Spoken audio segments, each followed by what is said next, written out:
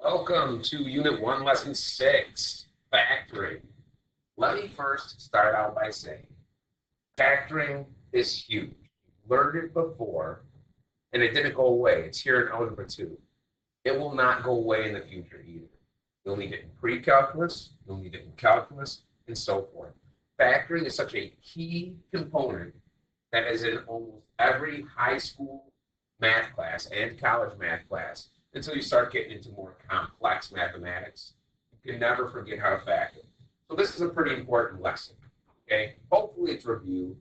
Hopefully, as we start going over this, you'll start, your memory will start triggering again, and you'll get very familiar.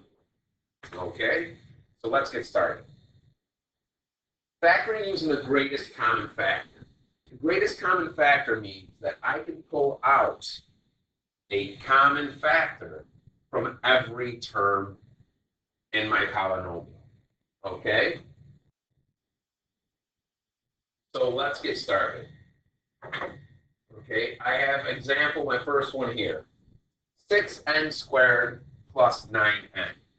First, I'm going to look at my numbers. Is there a common factor between 6 and 9? There certainly is.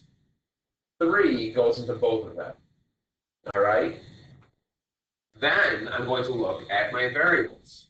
I have an n in both terms. I have an n squared, and this is an n to the power of 1. If you're not sure how many n's you can take out, here's a hint. It's always the smallest exponent, 1. So I can take out 1n as well. And factoring is just dividing out. So what you do is, whatever you're dividing out, in our case, it's the 3n, goes out front. We divide out, and whatever's left after division goes in the parentheses. I can take 1n here and 1n here. That leaves me with an n, and 3 goes into 6 twice. Okay. I have my plus sign. My 1n and my 1n cancel. 9 divided by 3 is 3. There you go. That's simple. What we divided out goes out front, and what's left after we divide it out goes in parentheses. All right? So if I were to do the opposite of division, that's multiplication. If I were to distribute my 3n back in here, I should end up with exactly what I started with, 6n squared plus 9. All right? You don't have to do that, okay? What I have boxed in here is the answer, okay? You don't need to do the distribution. I'm just saying, if you wanted to check, that's how it should work, right? If you want to do some of these on your own, you can pause this, and then I'm going to do them, and you want to check your work, that's fine. I would pause it now. The second one, I'm looking at this right here. Well, I can take a 7 out of each one, so I know out front of my parentheses I at least have a 7. But notice the first term has an n squared. The second term does not have an n at all. I cannot take out any n's. Why? The second term doesn't have any to take. They don't share that in common. So the only thing I can take out is a 7. So my 7's cancel here, and I have n squared minus 21 divided by 7 is 3. Nice, not too bad. We're going to crawl before we, well, I would say walk, but we're going to start sprinting downhill, running after a wheel of cheese. It's going to be great. All right? If you haven't seen those videos, Google them. Chasing a cheese downhill. It's the greatest thing ever. They do it actually as a sport overseas. Hilarious the way people wipe out. Back to math. Let's take a look at this third example. Oh, I love these. Every term ends with a 5 or a 0. So I know they're all divisible by 5. Okay? So I'm going to divide them all by 5. Now, as I look at every term, and when I say you need to find a common factor, that means every term has to have it. Okay, I look, and my first term has an x squared. Okay, so that has an x. My second term has an x. Okay, that's to the power of 1. My second term has an x. My third term does not have an x. Because all three terms do not have an x, I cannot take an x out. Okay? Just like dividing by 5, all three terms needed to be able to be divided by 5 evenly. And they do. That's why I can divide by 5. But not all three terms have an x. So I take out my 5. Wow, that is way off. You guys can't see that, but that's off by like 3 inches. So I'm going to recalibrate this board and pause it and be right back. Now, I would like to recalibrate the board, but I cannot grab. There it is. Okay, hopefully this is recalibrated. Yes, it is. Let me take out the 5. 15 divided by 5 is 3, and I still have my x squared minus 25 divided by 5 is 5, and I still have my x, that doesn't go anywhere, plus 50 divided by 5 is 10. There we go. Completely factored. And the board is calibrated. Makes me happy. The fourth and final one. Let's do this one in purple. I could have used black, but nah, let's use purple. Hey boy, these are weird numbers. If you haven't determined it already, each one of these numbers, 21, 35, and 28, are all divisible by 7. So when I go in parentheses here, I have a 7 out front. Now, does each term have an h? Yes, there's an h cubed, an h squared, and an h. That's technically the power of 1. So, how many h's can I take out? I always look at the smallest exponents. I can take out 1 h. Okay, that's weird. My board is uncalibrated. H, H, H. Let's do this. I can take out an H. Oh, pesky little black marker. All right, 21 divided by 7 is 3. 1 H cancels with one of these, so I now have 2 left. Plus 35 divided by 7, well, that's 5. One of these H's cancels with one of those, so I'm left with 1. Minus 28 divided by 7 is 4, and this H cancels this one out completely. And that is it. Wasn't too bad. In fact, having to bear with this uncalibrated smartboard was more work than having to do this math. All right, let's go on to the next one. All right, factoring difference of 2 perfect squares. DOPS. I love that. I did not come up with this stuff. Okay, a colleague had this material for me. I'm using it because it's great. It's perfect for my students. My students are the perfect target students, if you will, or audience for this material. And I'll tell you what, I love that this says DOPS. DOPS. That is just fun to say. Anyways, we are factoring DOPS, difference of perfect squares. We happen to have 2. They will look like this, okay? Any number squared minus any number squared. Meaning, all right, if I had 7 squared minus 8 squared, that wouldn't look like that. It would look like 49 minus 64. Because 49 is a perfect square, it's written as 7 squared. 64 is a perfect square, it's written as 8 squared. Guess what? X squared is a perfect square. That's x times x. Just like 49 is a perfect square, it's 7 times 7. Okay?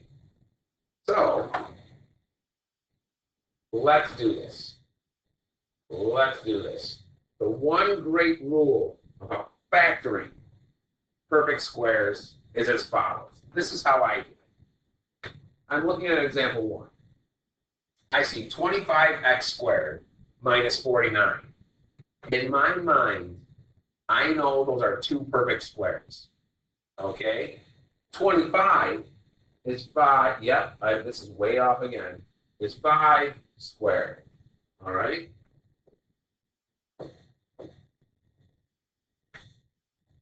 $25 is 5 squared. All right? X squared is literally x squared minus 49 is 7 squared. Do you see all the numbers in parentheses here, children?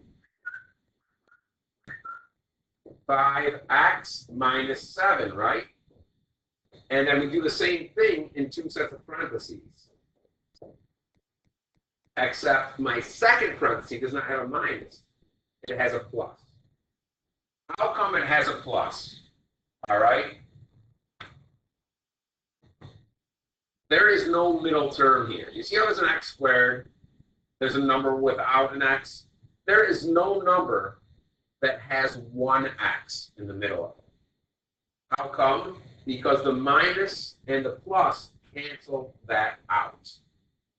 All right? So every time you see perfect squares with a minus in between them, you find the numbers here and the variables, you put them in parentheses, one is a minus and one is a plus. Let me explain to you how this works, and what I'm about to write in black, you don't have to write down unless you really want to. If I were to FOIL this out, okay, if I was to multiply this together, I would have 5x times 5x, which is 25x squared. I would have 5x times a positive 7, so that's plus 35x. I would have a negative 7 times 5, which is minus 35x. And last but not least, negative 7 times positive 7. Okay, that's negative 49. The reason I have this minus and this plus here, there are two of them. The first one is, because I have a plus and minus, that gives me a plus and a minus here. They will cancel. So now I have 25x squared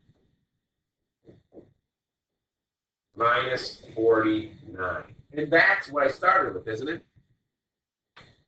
The second reason, if these signs were the same, if this and this were both pluses, when I multiply them together, this would be a positive, wouldn't it? Yeah, a positive times a positive gives you a positive. What if they were both negative? What if we had a negative times a negative? Okay? If they were the same, a negative times a negative still would have given you a positive, wouldn't it? I don't want a positive 49. I want a negative 49. And the only way when I multiply to get a negative is to multiply a negative times a positive. All right? This should be review. That should be something that you already know. And hopefully, when you write your two parentheses here, you just train your brain to think one should be positive and one should be negative. If you want to try the other three here, go ahead and pause it. I'm going to do them right now. Example 2. 16 is 4 squared. Oh, y to the 4th. That means I would take y squared and square it, wouldn't I? When I have exponents raised to exponents, I got to multiply them. All right? You want to know a little secret on how to figure out what exponent goes in here? You literally cut it in half. What's half of 4? 2. That's why I knew this was a 2. Minus 81 is 9. squared. So what am I going to put in my parentheses? I'm going to put 4y squared in the front, 9 in the back, 1 is a plus, 1 is a minus. But mister, what if I put a minus first? What if instead of here I put a minus and here I put a plus? That's fine, as long as one of them is a plus and one of them is a minus. It is still correct. Because we are technically multiplying everything. And in multiplication, order does not matter. Meaning, 3 times 2 is the same as if I wrote it 2 times 3. It doesn't matter which number comes first. 3 times 2 or 2 times 3, both of them would equal 6. Addition is the same way. All right. 2 more problems to do here. Example 3, the third one. Oh, I like this one. The square root of 100, well, that's 10 squared minus 256. Is that 16 squared? Guess what? For those of you that aren't sure, and I'll prove it to you, I take, ooh, yeah, let's move that. 16 squared, and then enter, that is 256. How else can I check it? The square root of 256. Does it have an even number? It's 16. So what I'm going to do is say that's 16 squared, and this is y squared. What do? 2 sets of parentheses. My 10 goes in the front of both of them. My 16y goes in the back of both of them. 1 gets a plus, 1 gets a minus. There you go. All right? Now, technically, I could factor out a 2 from both of those if I wanted to. Okay? This says the directions here are to factor. Okay? It doesn't say factor completely. If they wanted this factored completely, all right, I could have taken a common term out of both of these. Right? I could still take a common term out of this. I could take out a 2 and have that 5 plus 8y. And then I take out a 2 here and have 5 minus 8y. And since I'm multiplying everything together, 2 times 2 gives me 4. All right? So it is 4 times 5 plus 8y and 5 minus 8y. All right? I could have taken a 4 out of these from the beginning. All right? And we would have been all set. Thank you. Save.